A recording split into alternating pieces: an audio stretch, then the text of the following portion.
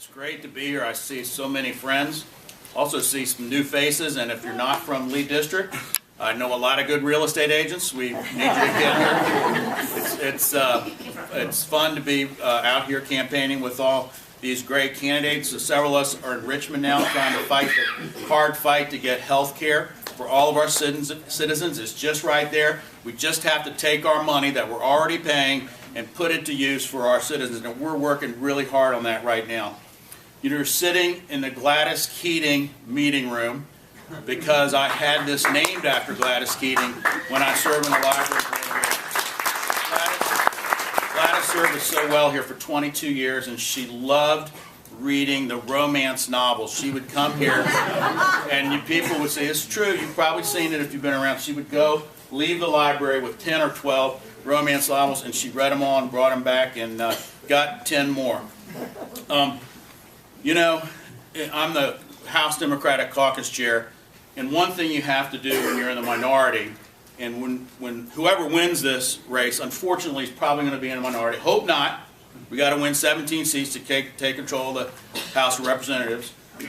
But you have to be the good, loyal opposition, but still work with people to get things done. And I've been able to do that. That's the kind of record I have. You can talk to people who work in Richmond, and that is what they say about me. Jim Moran's been able to do that. A lot of people have talked about how good Jim is. You know, one of the greatest campaigns, and I've worked on every one since I moved here to Lee District in '87. Worked on every one, but one of the greatest ones, of course, was 1990 when Jim Moran got elected and did so well here in Lee, and he's loved here in Lee District, and I just wanted to rub off on me just a little bit. But as people have said before, we have to fight for the middle class. One of the ways to do that is make sure our labor friends have a fair shake, that people who want to organize and have collective bargaining can have that. We have an environment now that's anti-labor. Part of the reason our standard of living has gone down and we don't have the types of incomes we used to have is the labor union movement is not as strong as it used to be, and we've got to turn that around. Voting rights. I've been on the Privileges and Elections Committee for the 10 years I've served in the House. In the last couple years, we've had to deal with all these attacks on people's right to vote and making it harder to vote and harder to vote. And we have got to pass laws at the federal level to turn that around and get the Voting Rights Act back in place again, put it back together. It's been gutted by the Supreme Court, but they said, go fix it, Congress. That's what the Supreme Court said, and that's what we need to do. So,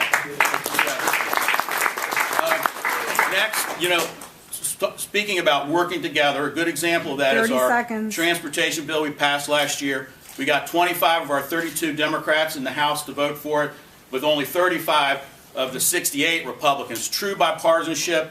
We need a bigger infrastructure plan, a mobility plan, a transit plan, a transportation plan for our region. We need the federal government to engage again in a massive way in infrastructure investment. And on foreign policy, and I'll just end with this, we need to get out of Afghanistan as soon as we can and quit wasting our money over there. There's too much blood and treasure there for putting up with a guy named Karzai now. So if you want to join a campaign that's going to win on June 10th, see Steve in the back. Steve, raise your hand and pick up my brochure and join the campaign. Thank you much.